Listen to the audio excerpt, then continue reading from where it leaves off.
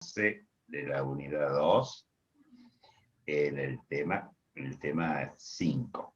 Bien, antes que nada quería recordarles que tienen que colocar el nombre y el apellido en el Zoom, de modo que nosotros siempre contemos con el apellido. No basta poner el nombre porque no lo podemos identificar bien. Así que les ruego que cuando puedan lo corrijan. No hace falta que lo hagan ahora, por supuesto, pero cuando puedan, siempre nombre y apellido sobre todo. Bueno, muy bien. La clase pasada terminamos con el tema de la estructura de la norma jurídica.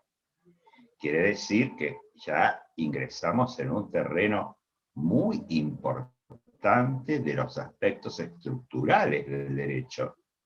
Recuerden que cuando estábamos en la unidad 1, hablamos de la perspectiva estructural. Y ahí decíamos, bueno, ¿qué son las normas? ¿Qué compone al derecho? Etcétera. Y ahí, en esa pregunta, ingresábamos en los terrenos estructurales, además de otras que lógicamente van a venir ahora, como el ordenamiento jurídico, y hoy los conceptos jurídicos fundamentales. Ahora, hoy estamos entonces en el tema 5. El tema 5 del programa tiene por título Conceptos jurídicos fundamentales. Bien. Ustedes en primer lugar se preguntarán, ¿qué es lo que vamos a ver aquí? Y yo entonces lo primero que les tengo que decir es que vamos a trabajar ahora conceptos. Los conceptos están formados por palabras, términos, pero en realidad son representaciones intelectuales, mentales, de objetos, situaciones, hechos, realidades, etc. Entonces, cuando nosotros queremos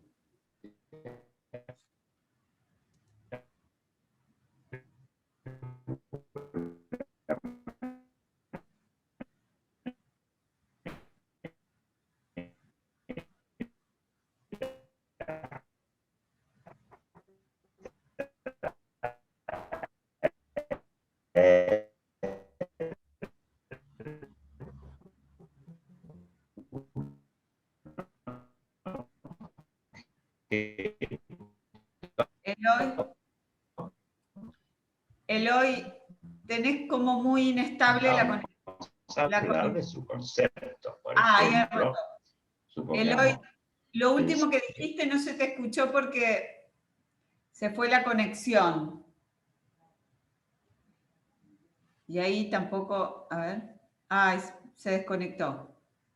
Bueno, voy a seguir yo hasta que pueda volver a incorporarse. Seguramente debe estar intentando ingresar nuevamente. A ver. Vos, Emma, estate atento para admitirlo. No lo dejemos afuera. Está en la sala, está en la sala. Bueno, ahí está, a ver.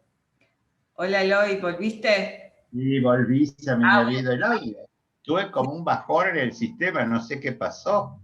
Yo estaba por retomar tus ideas cuando me dijo Emanuel que ya habías vuelto a ingresar. Quedaste, ahí se te empezó a entrecortar y después se fue el audio directamente. Bueno, muchas gracias. Quedaste reflexionando sobre qué son los conceptos, qué son representaciones. Claro, bueno. Sí, si llega a volver a pasar, porque por ahí me está saliendo un cartelito que dice que mi conexión hoy es inestable. Y a mí también. Así que bueno, no importa. Yo sigo adelante. También te suele aparecer. Bueno, suele aparecer eso, bien, pero sigamos. Yo estaba tratando de que ustedes entendieran de qué hablamos cuando hablamos de conceptos. Hablamos entonces de representaciones que nosotros nos hacemos en nuestra cabecita acerca de cómo son los ciertos hechos, situaciones que se están dando en la realidad, o inclusive sean reales, podemos igual considerar cuáles estamos refiriendo. Entonces, en nuestra cabeza, cuando a mí me dicen la palabra mesa, yo enseguida tengo un concepto de mesa. No necesito que me digan que tiene 4 patas, o 3, o 2, o menos pata central, porque todo está incorporado en el concepto. Fíjense entonces que esa abstracción nos sirve muchísimo, porque si no tendríamos que estar indicando a qué nos estamos refiriendo. Bien. El derecho, entonces, como un lenguaje que está absolutamente repleto, por decirles de alguna manera, de conceptos. Es todo. Pero, cuidado, porque hay conceptos jurídicos fundamentales y hay conceptos jurídicos secundarios. Si ustedes ven, el título de nuestro programa dice conceptos jurídicos fundamentales. ¿Por qué? Porque lo que nosotros vamos a estudiar son los conceptos básicos del derecho. Son fundamentales porque están presentes en todo ordenamiento jurídico. Entonces, ¿qué son los conceptos fundamentales? Son aquellos conceptos que están presentes en todo el ordenamiento jurídico. Además de los conceptos jurídicos fundamentales, dije que hay conceptos jurídicos, digamos, con un uso mucho más circunscripto. Es decir, que estos conceptos se denominan conceptos secundarios o conceptos contingentes. Entonces, si tenemos que armar una clasificación de los conceptos, decimos, los conceptos se clasifican en fundamentales y derivados o básicos, se pueden llamar como ustedes quieran, fundamentales y derivados, conceptos jurídicos fundamentales. Un autor argentino que es muy importante, que lo llama conceptos básicos. Así que, bueno, pero nuestro programa está con el nombre de conceptos fundamentales, pero cualquiera sea la denominación, esos son los conceptos más importantes que se encuentran en todo ordenamiento jurídico. Como consecuencia de eso, nuestra materia está intentando dilucidar, esclarecer esos conceptos para que usted pueda. Ahora me dicen que se escucha. Yo te escucho todo bien. Entrecortado. Bueno. Bien, bueno. Yo te escucho bien. A otro, que a lo mejor es el problema de otro. ¿Sí? Bueno, 1 o 2 alumnos, no sé qué. Bueno, pues. Sí. El coanfitrión ha detenido su video. No sé por qué me dice. Claro, porque parece que apagando la cámara mejora la conexión. Entonces, para que no se corte tanto. Bueno, ¿se corta menos?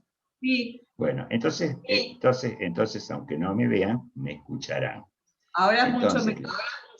Estoy hablando de conceptos jurídicos fundamentales y conceptos jurídicos más circunscriptos o conceptos secundarios o conceptos también contingentes. Entonces, para hacer una clasificación más simple, pongamos conceptos fundamentales y conceptos contingentes.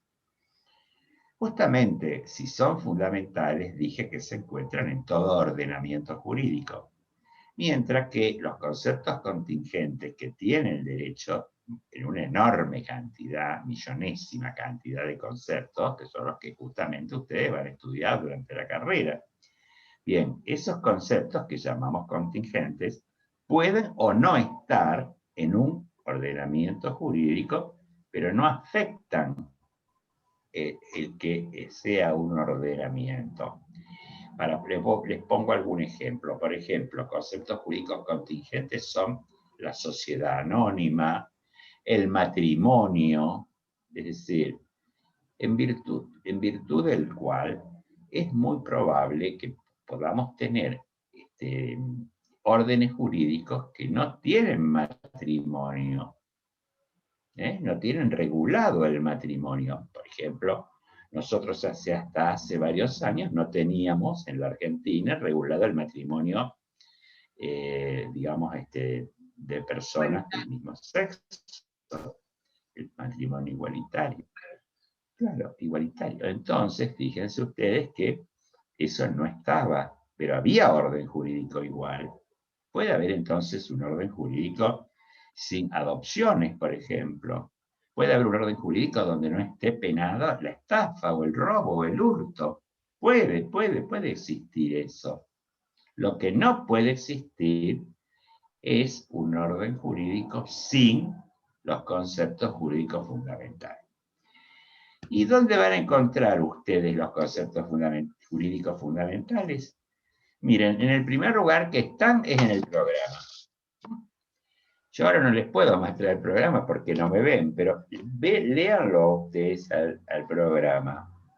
Lo primero que dice es diferencia entre conceptos jurídicos fundamentales y conceptos contingentes o secundarios, que es la clasificación que acabamos de ver. Ya quedó claro que los secundarios pueden o no estar, aunque sean importantes.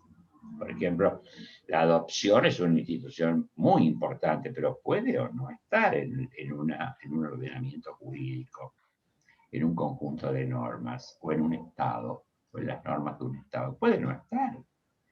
Pero lo que sí tiene que estar es todo lo que ahora nombra este tema 5. Miren ustedes. Si ustedes van viendo el programa, lo que sí tiene que estar, que es lo que vamos a tratar de acercarnos hoy, es el hecho y el acto jurídico. ¿Ven? La relación jurídica, el negocio jurídico, la situación jurídica.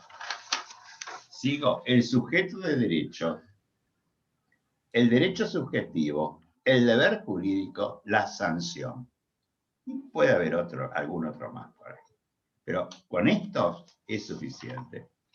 Estos son los que más importancia tienen. Por eso los hemos colocado para que ustedes los vayan conociendo. Lo que ocurre es que estos conceptos, dado que son tan fundamentales, están definidos en el Código Civil, ¿no? Entonces, yo voy a mencionar algunos artículos, pero ustedes se van a tener que ir después al Código Civil a verlos. Ya sea que se vayan a un Código Civil digitalizado o directamente vayan al libro en una edición nueva, porque el libro en las ediciones anteriores no tiene un buen Código Civil, porque el Código Civil de Belezárdel, es decir, era muy bueno, pero lo que pasa es que está ya fuera de vigencia. Entonces no podemos seguir estudiando por un código no vigente. Tenemos que estudiar justamente por el código que se encuentra vigente ahora, que es el Código Civil y Comercial de la Nación, que está vigente desde el año 2000.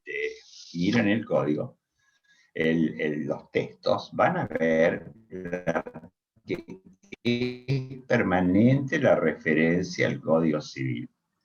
Ustedes ya tendrían que tener el Código Civil. El Código Civil es una sola ley de la nación, pero al mismo tiempo es una cantidad de artículos muy importantes. Bien, pero es puestos en una sola ley. Bien. Pero ustedes pueden, me preguntaban hoy, a ver, no lo iba a decir, pero bueno, ya que estamos, me preguntan qué edición de código.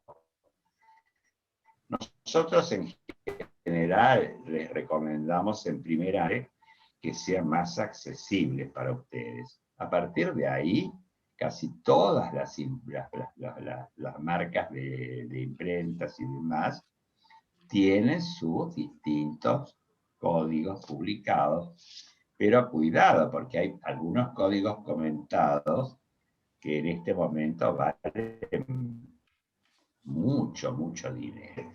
Yo creo que todavía ustedes pueden trabajar con códigos que sean más manejables. Bien, entonces por eso no les recomiendo una edición especial de códigos. Nosotros tenemos algunas ediciones, pero el civil va a ser hoy en más sismo para ustedes. ¿Por qué? Porque en el Código Civil está Derecho Civil 1, Civil 2, Civil 3, Civil 4, todos los civiles que ustedes ven que hay, bueno, ahí está, están ahí. Bien, entonces María Jesús, ¿por qué no seguís vos? Yo voy a intentar ¿Cómo no? cambiar. Entonces, tendrías que empezar Sí. con el hecho jurídico. Dale, cómo no. Ahí están preguntando brevemente si podías repetir eso último que dijiste porque se corta. Miren, les cuento. Eloy de alguna manera contestaba a una inquietud que ya Manuel nos transmitió hace unos minutitos y que ustedes ahí consultaron. ¿Qué Código Civil y Comercial recomendamos? A ver, que quede clarísimo que el Código Civil y Comercial es una ley. ¿Entienden? Es una ley que compren de la edición que compren, van a ser exactamente iguales, porque es el contenido de la ley que no se puede modificar ni una coma, ¿entienden? Así que compren el que ustedes consigan, el que les resulte accesible. Como les decía hoy también recién, hay algunos que son comentados, pero cuidado un poco con esos comentados. Ustedes ahora van a poder trabajar, por lo menos en lo que refiere a nuestra materia, con el código que no se ha comentado sin problemas. Alguien sí está digitalizado en el aula, el Código Civil y Comercial de la Nación, está digitalizado el Código Penal, o sea, los tienen ahí. Entendí que me preguntaban como para comprar la versión papel, que a los estudiantes de abogacía, si aprueban Introducción al Derecho, ya enseguida sí lo van a tener que adquirir en versión papel, porque van a ver que lo van a marcar, van a tener que estar hojeando, etcétera, cuando comiencen a cursar la parte general del derecho civil. Bien, me preguntaban, ¿de qué año es? El encuentro pasado poníamos el ejemplo de normas que tenían vigencia determinada o indeterminada. ¿Recuerdan que había incluso una placa que mostrábamos al comienzo de la obligatoriedad? Las normas se podían clasificar en función de la vigencia temporal, ¿recuerdan? Bien, bueno, y como ejemplo de una norma con vigencia determinada, ¿por qué? Porque tenía un día establecido a partir del cual comenzaba su vigencia, y diferida, podríamos decir que podía ser inmediata, diferida o retroactiva. Bueno, y poníamos como ejemplo de una norma con vigencia diferida el mismísimo Código Civil y Comercial, que fue sancionado y publicado concretamente el 8 de octubre de 2014. Y su vigencia comenzó el 1 de agosto de 2015. Fíjense, el espacio de tiempo entre que fue publicado y dado a conocer a los destinatarios y el día que comienzan a ser efectivamente obligatorios su contenido. ¿No ven? El día que el Código Civil y Comercial comienza a ser obligatorio su contenido es el 1 de agosto de 2015. Ahora, si ustedes compran un código hoy y hubo modificaciones entre 2015 y la actualidad, seguramente va a tener incorporadas las modificaciones. ¿Entienden? ¿Por qué? Porque sucesivas leyes que se dictan pueden modificar alguna regulación contenida en el código, ¿entienden? Pero bueno, para nuestra materia, que como decía Eloy recién, vamos a trabajar conceptos jurídicos fundamentales, estamos bien con esto y estamos bien con la ley que tenemos digitalizada, el Código Civil y Comercial que tenemos digitalizado acá en el ambiente. ¿Estamos? Bien. Entonces, precisamente con esto arranco, entre los conceptos jurídicos fundamentales, arrancamos con el hecho jurídico. Ustedes en el programa, siempre con el programa, lo ven en el punto 2, hecho y acto jurídico. Ahí arrancamos con algunos de los conceptos jurídicos básicos, fundamentales, elementales. ¿Por qué lo son? Porque no podemos pensar un ordenamiento jurídico de un Estado que no tenga estas ideas, estos conceptos. O sea, ¿se imaginan ustedes algún derecho, algún ordenamiento jurídico de algún Estado que no tenga el deber jurídico, o que no tenga el sujeto de derecho, o que no tenga el hecho jurídico, que no tenga la sanción? Bueno, eso es lo que vamos a estudiar en este capítulo 5. ¿Qué son esos conceptos? Que yo no puedo pensar las estructuras jurídicas si no tengo esos conceptos claros, ¿entienden? Después cada ordenamiento jurídico particular va a variar en ciertos conceptos jurídicos contingentes, pero la idea de acto jurídico es una idea que está presente en todo orden jurídico estatal imaginable. No puedo pensar que no exista. Bien, entonces comenzamos con el hecho jurídico. A ver, nosotros en el capítulo 2, y nos vamos a unas placas, en el punto 2 tenemos hecho y acto jurídico, pero a mí me gusta siempre arrancar, porque así es como debemos hacerlo, con el concepto de hecho jurídico, porque ahora enseguida vamos a ver cómo hecho es el género y acto jurídico es una especie de hecho jurídico. El acto jurídico es un hecho jurídico con ciertas características, ¿entienden? Entonces, no es que hecho y acto jurídico están en un mismo nivel en cuanto a categoría. El acto jurídico es una especie de hecho jurídico. ¿Lo tienen hasta acá? Bien. Entonces nos vamos a las placas. A ver, acá entonces ya arrancamos, como ven ustedes, con normas del Código Civil. Vamos a ponerlo más grande. Ahí está. El hecho jurídico. Bien. Fíjense ustedes cómo aparece el concepto de hecho jurídico. Otra cosa que quería recomendarle, hola Eloy, volvió Eloy, es lo siguiente. Sí, volví, pero quiero saber si me escuchan. Sí, ahora aparentemente se escucha bien. Bueno, vamos a hacer. Con respecto a los conceptos que están incluidos en la ley, como estos conceptos que nosotros vamos a citar en estas placas, con un número de artículos del Código Civil y Comercial, ustedes si lo tienen que definir, no lo pueden definir con sus palabras. Esto ténganlo clarísimo. Ni hablar que lo tienen que definir como, decía lo recién, conforme el nuevo Código Civil y Comercial. Pero vieron que nosotros siempre decimos, ustedes piensen en el concepto que les resulte más interesante, con el que quizás estén más de acuerdo, que les parezca más completo. Bueno, en este caso eso no rige. Cuando se pide un concepto que dio el legislador y que está entre estos conceptos jurídicos fundamentales que nosotros citamos, ustedes no pueden definirlos con sus palabras. Porque cada palabra y cada coma tiene un sentido en el concepto jurídico fundamental. Fíjense, comenzamos con el hecho jurídico. El hecho jurídico, no todos los hechos son jurídicos. Por empezar, incorporen esa idea. Cuando un hecho jurídico es un acontecimiento, es decir, algo que acontece, algo que ocurre, que conforme al ordenamiento jurídico, produce el nacimiento, modificación, extinción de relaciones o situaciones jurídicas. Así es como el Código Civil y Comercial define el hecho jurídico. En otras palabras, es un acontecimiento productor de efectos jurídicos, porque así lo establece el ordenamiento jurídico. La producción de los efectos jurídicos son, precisamente, el nacimiento, la modificación o la extinción de situaciones o relaciones jurídicas, que ya vamos a ver en qué consiste.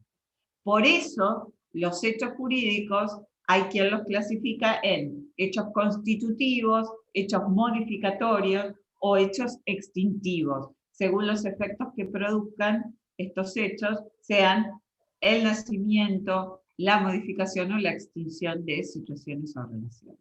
Estamos hasta aquí, este es el concepto legal de hecho jurídico. Hecho jurídico es el género, es cualquier acontecimiento que, según el ordenamiento jurídico, produzca estos efectos de dar nacimiento, modificar o extinguir alguna situación o relación jurídica.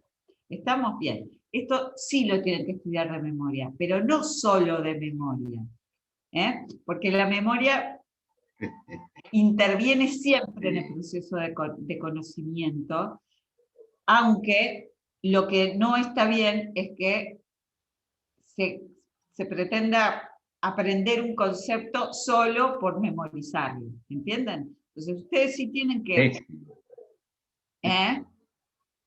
Que no va, no deben estudiar de memoria, ni nosotros podemos recomendar. Por eso. Pero en este caso tienen que usar los términos precisos. Pero por supuesto, esto tiene unas palabritas que no se puede, que es muy difícil decirlo de otra forma para ustedes, que son palabras, porque nacimiento, modificación o extinción, que luego, cuando definamos el acto jurídico, va a aparecer de nuevo, van a ver ustedes, estos tres momentos. Se te sigue escuchando mal, Eloy. Que nace, que... Ah, bueno, entonces no sé qué pasa. Ahora mejor. No, ahora bueno, entonces sigo, pero lo que sucede es que cuando estamos frente a un hecho, estamos frente a un acontecimiento. El acontecimiento es un sinónimo de hecho. Vamos a ver que cuando estamos frente a un acto jurídico, pero lo otro está bien que lo recuerden porque se vuelve a repetir. Sí. Bien, entonces pasamos a la siguiente. Entonces, está bueno esto. ¿Puedo seguir yo? Mientras no haya, ¿puedo seguir yo mientras haya? Bueno. ¿Vos, entonces, Emanuel, crees que sería conveniente que apague su cámara y yo apague la mía? Sí, sí, con la de Eloy es suficiente. Si la apaga Eloy. Ah, bueno, dale. ¿apago? Sí. Mejor si la apaga. Ya estaba desactivado el audio, me parece. ¿Sí? Ahora apaga la cámara, pero quédate con el audio. A ver, Ahí está, perfecto. Bueno, detuviste mi video, pero tampoco Sí. puedo ver en la placa ahora. ¿No puedes ver la placa? No. Ah, bueno, entonces volvete. No, en todo caso, vuelvo. Voy a iniciar el video, pero el tema es que me miro... Si te corta, yo sigo.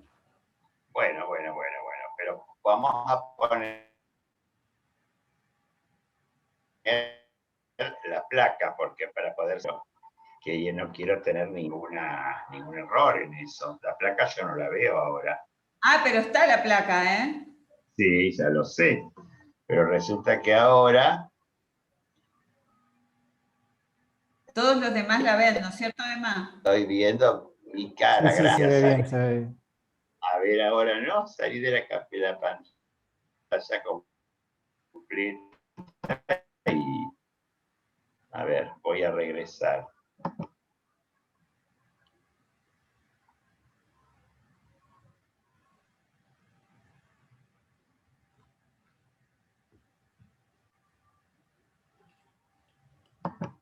Bueno, ahora sí. Bárbaro. Bueno, los hechos jurídicos, vamos a ver, díganme hasta dónde puedo seguir. Los hechos jurídicos ya vimos la definición en el artículo 257 del Código Civil.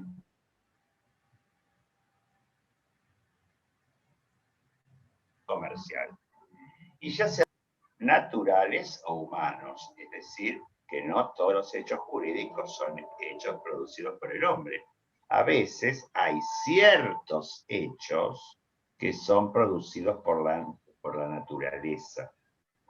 Llama la atención porque como hechos de la naturaleza pueden tener efectos jurídicos. Sin embargo, es así. Dos ejemplos muy buenos de hechos jurídicos no humanos son tanto el nacimiento de la persona como la muerte. ¿Por qué? Porque no son hechos, digamos, que la persona ha podido voluntariamente generar, sino que son hechos que son productos de la naturaleza. Pero hay otros hechos que son de la naturaleza que también pueden producir efectos o consecuencias jurídicas. Cuando uno conoce consecuencias jurídicas, entonces estamos hablando de que ese hecho de la naturaleza es un hecho jurídico. Otro ejemplo, además del nacimiento y la muerte, es el hecho de que una persona tenga asegurado un campo, por ejemplo, y un gran granizo destruya su cosecha. Ese granizo es un hecho que va a producir consecuencias jurídicas, aunque esa consecuencia jurídica está derivada también del contrato de seguro que tenía la persona propietaria del campo, que al ser damnificada por el hecho natural del granizo, ahora va a poder hacer una acción o va a poder pedir a la compañía aseguradora resarcir como consecuencia de los daños producidos por el hecho de la naturaleza. Pero son los menos, lógicamente, pero la mayoría de los hechos de la naturaleza no son hechos que producen consecuencias jurídicas. Tampoco todos los actos humanos, como vemos ahora, son actos que producen consecuencias jurídicas. El enamoramiento de una u otra persona no produce consecuencias jurídicas. Sin embargo, entonces, fíjense cómo en una relación que es bastante, que tiene algunos elementos, el hecho de enamorarse de una persona, que no es un acto jurídico, no es un hecho jurídico, ni tampoco un acto, mientras que si ustedes miran desde el punto de vista de lo humano, el matrimonio es sí, ya un acto jurídico. Bien, los hechos jurídicos humanos se clasifican en voluntarios e involuntarios. En el nuevo código,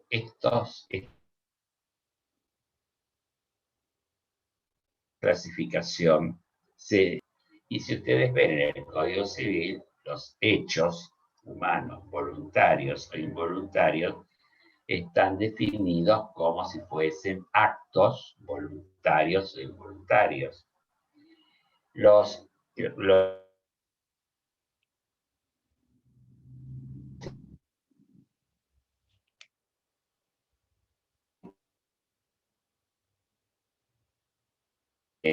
hechos humanos, para ser voluntarios, el artículo 60, acá en el Código Civil, que es el que lo dice. Entonces, establece que el acto voluntario es el ejecutado con discernimiento, intención y libertad, manifiesta por un hecho exterior. Esta definición es tan pequeñita que, bueno, que uno lo tiene que decir como está. El hecho haya tenido discernimiento, intención y voluntad. Ya vamos a ver después. ¿Te la exhiba o todavía no? Bueno, es lo mismo, porque estoy hablando de acto voluntario. Fíjense que el acto, dice el código, no dice el hecho, como decía Sargent. Ilícito que tiene por fin inmediato, este es el acto jurídico. Pero antes de eso nosotros hablábamos del hecho humano Acá. involuntario, Sí, sí. claro. Me parece ¿Por que qué? había que quedarse un poquito más ahí. Hay que quedarse, sí, claro, claro. Porque Bárbaro. la placa que viene es muy buena, pero está ya muy referida al acto jurídico. Bien. Bien. Si hablamos de los hechos jurídicos humanos, ustedes se van a encontrar con que podemos hablar de actos voluntarios e involuntarios. Los voluntarios son aquellos que están realizados con discernimiento, intención y libertad. El discernimiento, la intención y libertad es lo que caracteriza a la interioridad de la persona. El discernimiento es la racionalidad que tenemos, la inteligencia que nos permite discernir en una determinada situación acerca de la bondad, la maldad, lo verdadero, lo falso, etc. Pero nos permite razonar acerca de una determinada situación. Ese hecho, al mismo tiempo, para ser voluntario, tiene que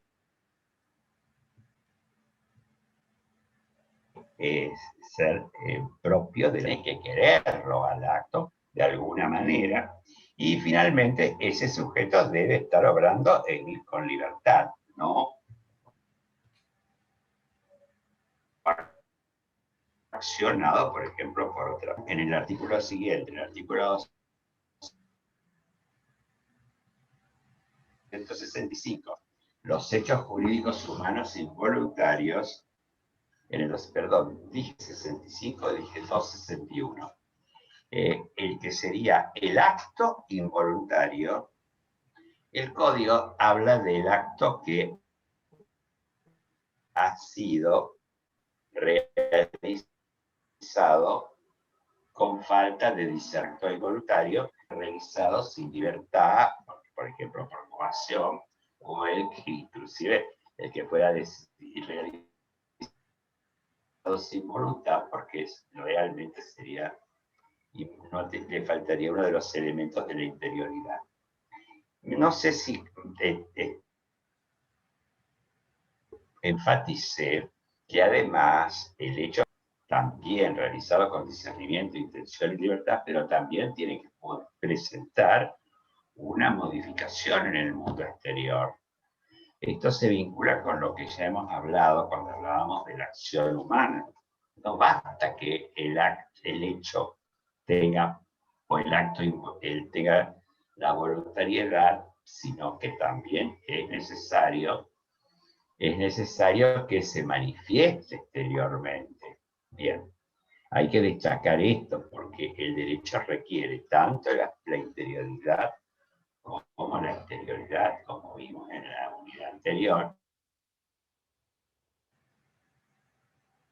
aun cuando destacamos que en el valor más relativo, sobre todo cuando la comparamos con la moral, que es pura interioridad.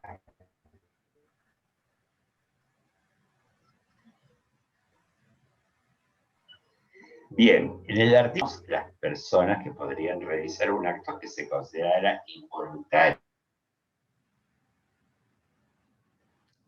porque no han podido razonar. Inciso A les va a mostrar que el primer caso es que la persona esté privada de razón, es decir, que no puede razonar, que por ejemplo, que sea una persona que tiene sus capacidades mentales muy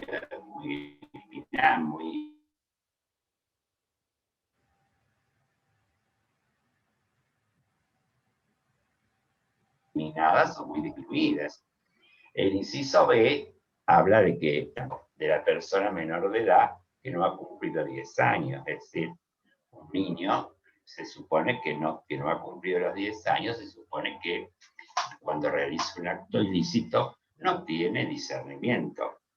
Y también el acto lícito ahora, pero que si es de una persona menor de edad que no ha cumplido los 13, no se considera bien hecho sin discernir, está previendo el caso de las personas minoritas, las personas menores de edad, y el caso de las personas que no tienen razón en el sentido que tienen un mental que les impide discernir. Bien. A su vez, abajo de la plaquita continúa, que ahora sí ya estamos viendo hechos humanos voluntarios, y eso nos permite entrar en dos clasificaciones. Una es el simple acto que estaba atrás, y ahora no lo veo. Y otro, el simple acto que está definido en el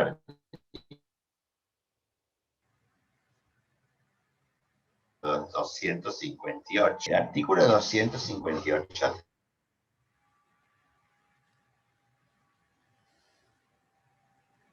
el acto simple, porque como establece el código, es la acción voluntaria no prohibida de la que resulta algún ejemplo cuando una persona escribe un libro,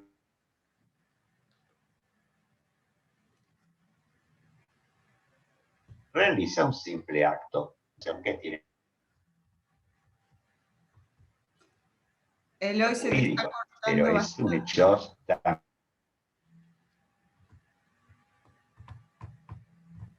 ¿Sí? Bueno, y te dejo a vos con acto jurídico.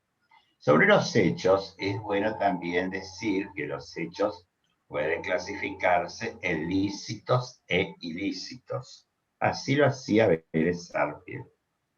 Pero este tema de la licitud o ilicitud lo vamos a dejar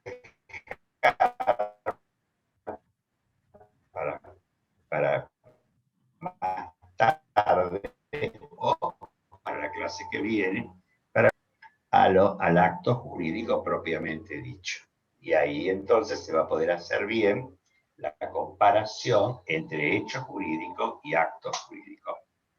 Vamos a seguir con María Jesús, que a lo mejor tiene mejor el audio que yo. Bueno, bien, entonces, en esta placa general nosotros, que arranca con los hechos no humanos y los humanos, como entendieron ustedes, los humanos pueden ser voluntarios o involuntarios. La parte de abajo de la placa desagrega de alguna manera los hechos humanos voluntarios, ¿entienden? Es como que esta parte de acá abajo lo que desagrega es esto, los hechos humanos voluntarios. Los hechos humanos voluntarios, ven cómo acá se repite, los hechos humanos voluntarios pueden ser actos jurídicos o simples actos. Ambos tienen en común en que precisamente son voluntarios y son lícitos. ¿Se entiende? De algún modo para sintetizar lo que estuvo diciendo Eloy hasta recién. Bien, entonces, los hechos humanos, los hechos jurídicos humanos voluntarios, lícitos, pueden ser actos jurídicos o simples actos. El acto jurídico, y acá tenemos una placa especial, es un concepto central en el derecho privado y está definido en el artículo 259 del Código Civil y Comercial. Es el acto voluntario lícito, ven como que si yo siguiera de la clasificación, diría, es un acto humano voluntario y le agrego lícito, y hasta ahí yo les acabo de decir que los simples actos también son actos humanos, voluntarios, lícitos. Pero esto es central, que tiene por fin fin inmediato, para eso realizar las partes del acto, que tiene por fin inmediato la adquisición, modificación o extinción de relaciones o situaciones jurídicas. ¿Está? Bien. Entonces, para pormenorizar los conceptos que, como les decía, ustedes tienen que reproducir textual cuando estén dando un concepto de acto jurídico, no pueden decirlo con sus palabras, tienen que decir, el acto jurídico es el acto voluntario lícito que tiene por fin inmediato la adquisición, modificación o extinción de relaciones o situaciones jurídicas. Así lo tienen que hacer. ¿Por qué es voluntario? Y ahí entonces es un poco lo que reflexionaba Eloy recién. ¿Por qué? Cuando pienso en la voluntad, pienso en la parte interior, en el aspecto interior de la acción humana que nosotros estudiamos en el capítulo 3. Y dijimos, este aspecto interior tiene que acompañar a la manifestación exterior para que exista verdadera conducta humana o acción humana. Y ese aspecto interior es la afirmación de la voluntad que el sujeto hace para realizar el hecho. Y esa voluntad para poder decir que existe aspecto interior, esa voluntad tiene que estar plena, es decir, con sus 3 elementos presentes y no viciados. ¿Cuáles son los 3 elementos de la voluntad?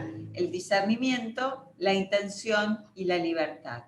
El discernimiento consiste en la aptitud mental o de la inteligencia que permite distinguir, por eso es discernir, distinguir lo bueno de lo malo, lo verdadero de lo falso, lo justo de lo injusto, lo inconveniente de lo conveniente, permitiendo al sujeto apreciar las consecuencias de sus acciones.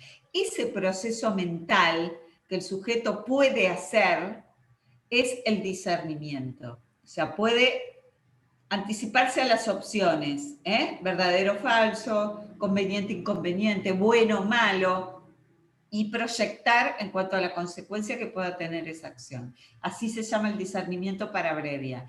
Y lo suprimen, es decir, viciarían este elemento de la voluntad, viciarían el discernimiento, situaciones como la inmadurez por edad, como decía Eloy, una criatura, eso está establecido en un artículo en particular, que es el que leyó Eloy recién, quizás se los voy a refrescar. El acto involuntario, el artículo 261. Bien, entonces, el discernimiento puede estar afectado por la inmadurez por edad, por alteraciones mentales, por eso decía Eloy, afecta a la razón. La intención es el otro elemento de la voluntad, es decir, si yo estoy definiendo el acto jurídico como un acto voluntario, de nuevo, la voluntad tiene que tener presente estos 3 elementos. El segundo elemento es la intención, que tiene que ver con la comprensión del acto que se realiza y precisamente la afirmación de llevarlo a cabo, de realizarlo efectivamente. ¿Recuerdan cuando hablábamos ese proceso interior que tiene que estar presente? Bien, ¿qué la suprimen a la intención o qué vician la intención? Situaciones como el error, que la persona tenga una distorsión en cuanto a lo que piensa, a lo que cree sobre una situación. El dolo va engaño. ¿Por qué? Porque eso va a inducir al sujeto a tener viciada su intención, el hecho que le hayan aplicado un ardid o un engaño. ¿Se dan cuenta? Eso se llama dolo, ya lo vamos a ver luego. Bien. Y finalmente la libertad, que ustedes se imaginarán que en una situación en la que estamos reflexionando en relación a la voluntad, la falta de libertad puede estar producida por una amenaza de una persona, porque se le esté suministrando fuerza para realizar el acto, una persona que se la obliga por la fuerza a firmar un documento, ¿entienden? O está intimidada o amenazada. Eso vicia también la libertad. La libertad siempre es facultad de elegir. Libertad, por definición, es facultad de elegir entre opciones. Y que esa libertad esté presente y no viciada implica que no fue condicionada, ¿se dan cuenta? Que fue espontánea. Bien, entonces, ¿qué pasa? Acá que nos metimos un poquito en si estamos definiendo el acto jurídico como voluntario, cómo se tiene que configurar esa voluntad. ¿Se dan cuenta cómo les completa a ustedes un poco la idea y asócianlo con lo que estudiamos sobre el aspecto interior y exterior de la conducta? Y finalmente acá entre lo que define el artículo tenemos la licitud. Para que sea un acto jurídico tiene que ser lícito. ¿Qué es lícito? No prohibido. Que sea conforme a la ley, conforme al derecho positivo. Bien, ya ahora vamos a ver entonces cuando se configuran los ilícitos. Bien, entonces represéntense ustedes un acto jurídico, un contrato de compraventa, un negocio jurídico, una persona que realiza un testamento. ¿Se dan cuenta? Un contrato, la clase pasada poníamos el contrato de locación como ejemplo. Bien, entonces esto es el acto jurídico. Y luego ustedes tenían los simples actos. El simple acto es parecido en cuanto que también es voluntario y es lícito, pero falta esta partecita, que haya sido realizado para producir los efectos que produce. A los efectos los produce, si no, no estaríamos hablando de que es un hecho jurídico.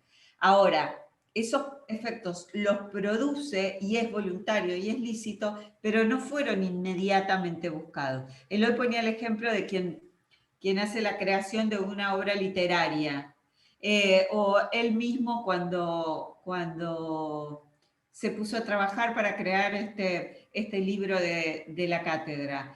Tenía otras motivaciones, dar, como lo expresás hoy en el código, darle un elemento a los estudiantes, ordenar el material, establecer una especie de orientación básica a los fines de trabajar los conceptos que el programa propone, etcétera, etcétera. Eso es un simple acto porque produjo una serie de efectos jurídicos. ¿Y cuáles son esos efectos jurídicos? Necesariamente adquisición, modificación o extinción de relaciones o situaciones jurídicas. Pero no era el fin inmediato, provocar el nacimiento de un derecho de propiedad intelectual, más toda una serie de situaciones jurídicas. Ese no era el fin inmediato, como sí lo tiene el acto de compraventa. El fin inmediato que tiene el vendedor cuando celebra el acto de compraventa es sacarse la cosa de su patrimonio para obtener una cantidad de dinero. El fin inmediato que tiene el comprador es conseguir la titularidad de esa cosa que está comprando, a cambio de una contraprestación. ¿Entienden? El objeto mismo de ese acto es el fin inmediato perseguido por las partes. En el simple acto, por eso esta parte del concepto del acto es fundamental para distinguirlo del simple acto. ¿Está? Bien. No sé qué otra placa sigue. Acá ya desembocamos en la cuestión de la responsabilidad y que nos va a llevar de alguna manera a los ilícitos. Entonces, Pero si vos me permitís, antes de esto, yo creo que tenemos que, a ver si se escucha. ¿Se escucha? Sí. No, ahí te quedaste congelado. A ver, probá si podés apagar la cámara, Eloy, y Si se escucha, les quiero hacer ver la diferencia entre hechos.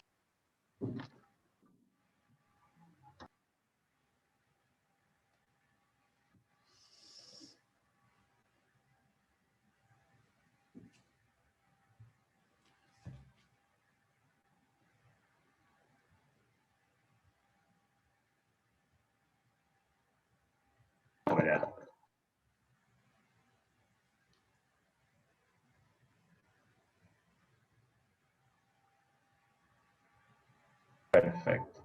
¿Ahora me escuchan? Ahora sí, ahora volviste. Bueno, entonces lo que quería yo decir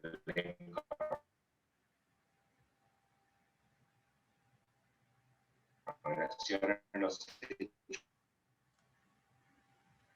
jurídicos es que el hecho jurídico puede ser ilícito, pero al mismo tiempo lícito. ¿Qué quiere decir lícito e ilícito? Ilícito e ilícito es justamente estar de acuerdo o no con una norma en general del orden jurídico. Entonces, vamos a hacer realiza un daño a otro, pero ese daño es muy distinto a un acto jurídico porque el acto jurídico siempre es lícito. Entonces, una acción muy parecida puede ser un hecho jurídico o un acto jurídico según sea lícito o no. Por ejemplo, si el farmacéutico la salud, esa compra es ilícito, por lo tanto es voluntario ilícito. Pero el que vende marihuana en la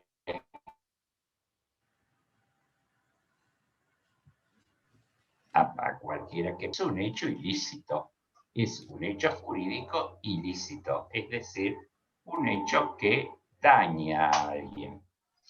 Y siempre que hay un hecho que daña a alguien, responsabilidad. Vélez Sarsfield solamente hablaba de la responsabilidad en base a los factores subjetivos de atribución de la responsabilidad, es decir, el dolo y culpa. Pero en la actualidad, ustedes tienen, cuando estudien este tema, verificar bien lo que establece los artículos 110.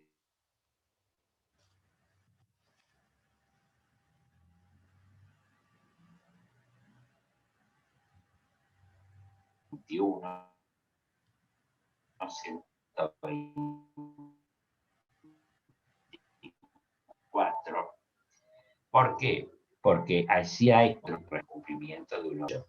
Es decir, una persona que daña a otra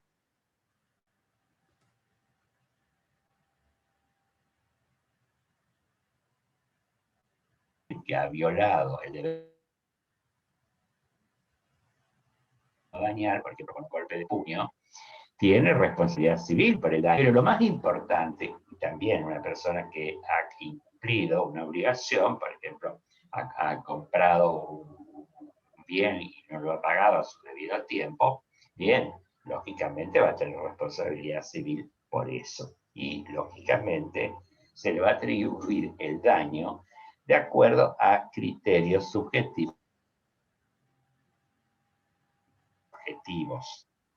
La atribución subjetiva del daño, es decir, aquellos factores de atribución subjetiva de un hecho ilícito, normalmente se vincula con el dolo y la culpa. Ustedes van a encontrar estos conceptos en el artículo. Normalmente hablamos que la culpa es la omisión de una diligencia debida, según una determinada obligación, mientras que el dolo se configura por la producción de un daño. Y la culpa entonces aparece como la omisión de una diligencia debida, según la naturaleza de la obligación.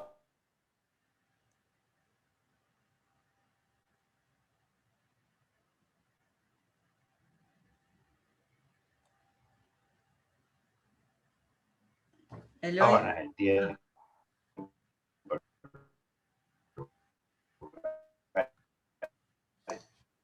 Se corta mucho. Sí, Eloy, ya no se te entiende casi. O por la producción de un daño, porque bueno. Bueno, entonces seguimos, porque yo ya me parece.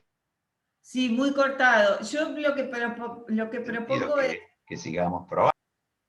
Sí, no, me parece que hago algunas ya son las 21:10 igual, hago algunas referencias a esto último que te estabas refiriendo vos en función de las placas que mostramos y bueno, seguimos el jueves con mejor suerte. Pero bueno, estábamos reflexionando sobre esta parte que desembocábamos en los actos ilícitos, ¿no? Contrarios a la ley, prohibidos por la ley o las normas, vamos a decir así. Y bueno, la responsabilidad civil, que el nuevo código es más interesante en este aspecto, como muestra que la responsabilidad puede provenir por la violación del deber de no dañar a otro. O sea, el que provoca un daño hace nacer automáticamente la obligación de reparar o la responsabilidad de reparar. Pero también nace la responsabilidad por un incumplimiento de una obligación. Incumplir una obligación se constituye en un hecho ilícito, un acto ilícito, ¿entienden? Porque es contrario a la ley, porque existe un deber de cumplir con las obligaciones. Bien, y hablabas, Eloy, sobre los factores de atribución. Existe el factor de atribución objetivo descrito en el artículo, referido en el artículo 1722, que es cuando es irrelevante la culpa del sujeto a los efectos de atribuir la responsabilidad. En tales casos, el responsable se libera demostrando la causa ajena, excepto disposición en contrario. Y los factores de atribución subjetivos, que esos son a los que te estabas refiriendo en la última parte, aparecen con estos conceptos de dolo y culpa, que los tenemos más expresados en esta placa, que es, de alguna manera representa el artículo 1724, es decir, cómo el propio Código Civil y Comercial describe la culpa como factor de atribución subjetiva y el dolo. La culpa, ustedes asocian a situaciones de omisión de cuidado, de falta de diligencia, de negligencia, situaciones como la negligencia. Bueno, miren cómo el código establece que es la omisión de diligencia debida, que va a depender de circunstancias, de naturaleza de la obligación, de las circunstancias de las personas, del tiempo, del lugar. Habrá que evaluar el hecho en particular para establecer si efectivamente el agente, el sujeto, obró con culpa, falta de cuidado, negligencia, etc. Depende de la situación. Ponemos a veces un ejemplo. Vivo en un piso 14.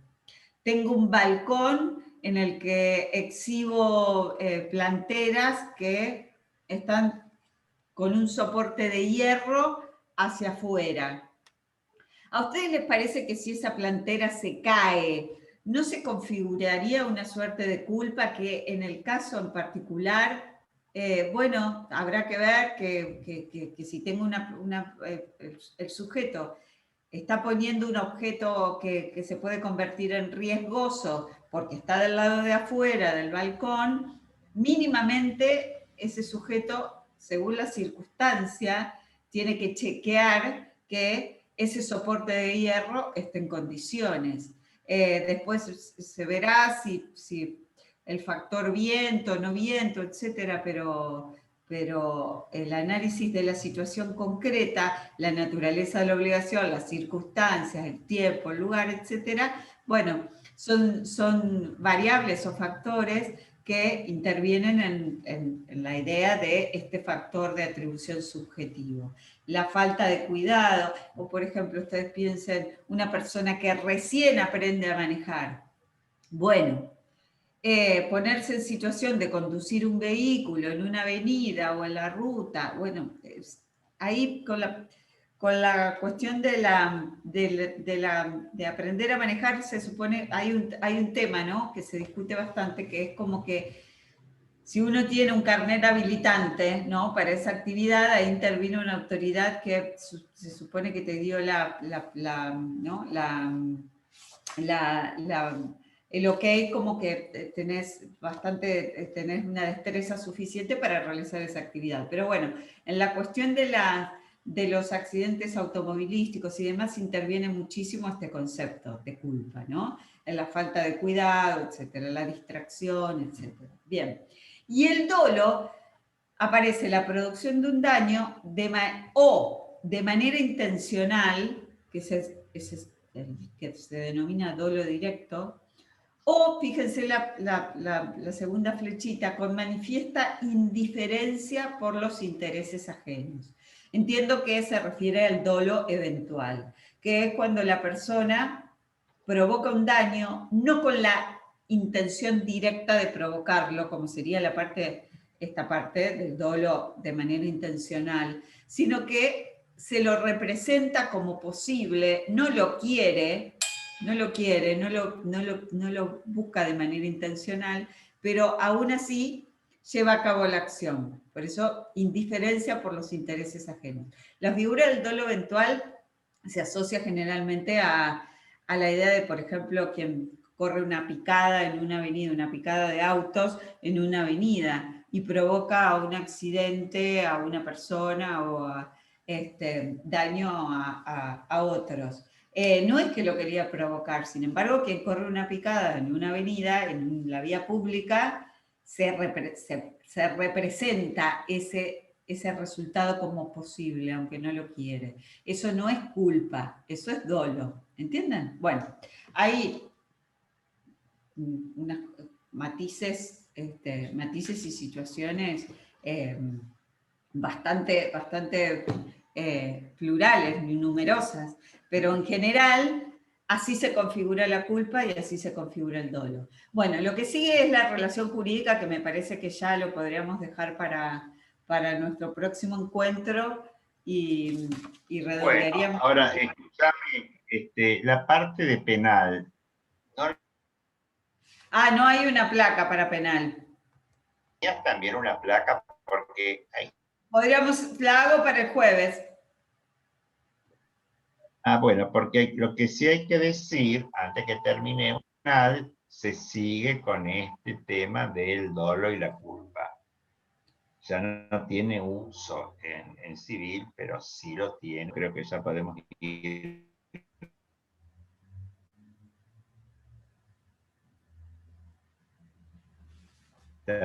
terminando. No sé si ahora me escuchan, si se arregló. No, más o menos. ¿Se escucha? Más o Se menos. ve. Bueno, entonces porque no sé qué pudo haber pasado. Espero que no sea la computadora. Bueno, lo vemos el jueves, vamos a verificarlo. Bueno, yo entonces podemos retirarnos ya, creo, porque por hoy ya está bien. Así que de mi parte los saludo y ya les digo hasta el jueves. Adiós, hasta el jueves. El jueves, saludos.